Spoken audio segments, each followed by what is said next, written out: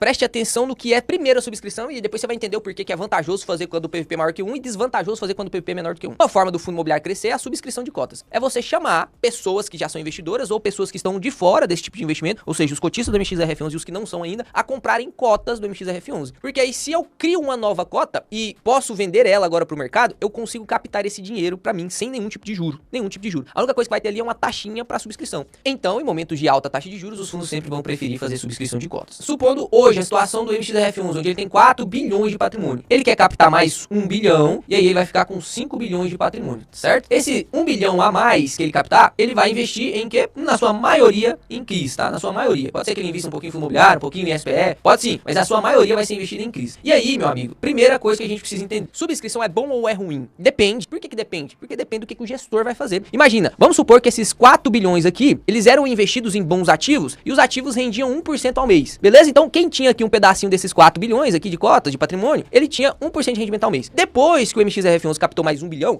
e pegou esse 1 bilhão e investiu em outras coisas, e vamos supor que o gestor foi ruim, ele investiu em coisas ruins, e aí ele investiu em coisas que rendem só 0,5% ao mês. Concorda comigo que agora esses 5 bilhões aqui, que é o novo patrimônio do MXRF11, não vai mais render 1%? Por quê? Porque ele foi diluído com esse investimento ruim que rende 0,5%. Se a gente fosse incorporar tudo aqui, agora, com esse novo investimento de 1 bilhão que rende apenas 0,5%, os novos 5 bilhões do MXRF11 vai render só 0,9%. Aí agora me responde, o cotista que estava aqui, depois da subscrição, ele começou a receber só 0,9%, antes ele recebia 1%. Ele gostou ou não gostou da subscrição? Ele não gostou da subscrição. Então este caso aqui foi uma subscrição ruim. E aí, vamos fazer o contrário. Vamos supor que o gestor pegou esse 1 bilhão de reais e ele investiu em coisas ainda melhores. Ainda melhores. Vamos colocar aqui que ele conseguiu investir em ativos que rendem 1,5%. Se agora ele investiu esse 1 bilhão em ativos que rendem 1,5%, os novos 5 bilhões, eles não vão render 1% apenas, porque 1% era 4 bi. 1 bi tá rendendo 1,5. Ou seja, no total 5 bi vai render 1,1. Agora preste atenção. Os antigos cotistas tinham um rendimento de 1% e agora, depois da subscrição, os cotistas estão com rendimento de 1,1%. Valeu a pena a subscrição? A subscrição foi boa? Com certeza foi boa. Então, a subscrição é boa ou ruim? Depende. Na sua grande maior parte das vezes, os investidores já têm aqui, por exemplo, esses 4 bilhões investidos nos melhores ativos possíveis. Porque se a gente confia no gestor, confia o seu dinheiro no gestor, você está acreditando que ele está fazendo o investimento nos melhores ativos possíveis. Se ele não está investindo nos melhores ativos possíveis, significa que o rendimento está ruim. Então, considerando aqui que quando hoje o MXRF11 tem 4 bilhões de patrimônios investidos, a gente entende que isso aí está nos melhores ativos possíveis. Então, se ele captar mais 1 bilhão,